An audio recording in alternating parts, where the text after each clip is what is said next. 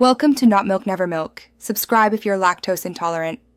You'll start by confirming your iPhone supports Esim and that iOS is current. Once done, install the carrier Esim profile by scanning the QR code or using a carrier app. Make sure activation completes.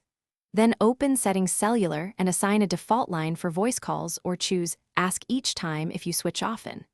You do this now so the phone knows which line to place outbound calls on, avoiding dropped or failed call attempts later. You place a call by opening the phone app and dialing or selecting a contact. The phone uses your chosen default line. If you want the other line, tap the current line label before calling and pick the alternate one. Once connected, you can view which ESIM is active, and when supported, switch lines using the cellular or line button on screen. You should also edit a contact to set a preferred line when you consistently call them from one number. To complete your call, use the on-screen options to end, merge, or transfer as needed. Make sure you know which line was used for billing or voicemail.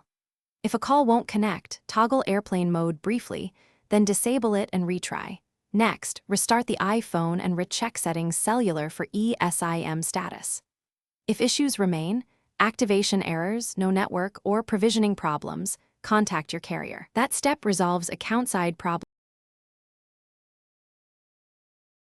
Thanks for watching. If this was helpful, leave a like and consider subscribing. See you next time.